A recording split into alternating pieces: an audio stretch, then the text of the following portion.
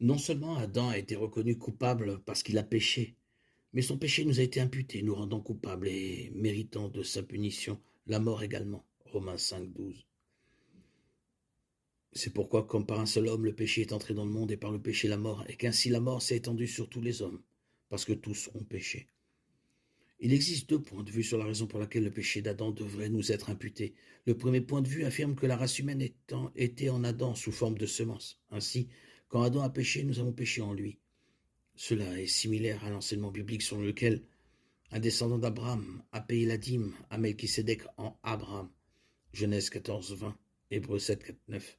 Même si Lévi n'est né que des centaines d'années plus tard, l'autre point de vue principal est qu'Adam a été notre représentant et donc, quand il a péché, nous avons également été reconnus coupables.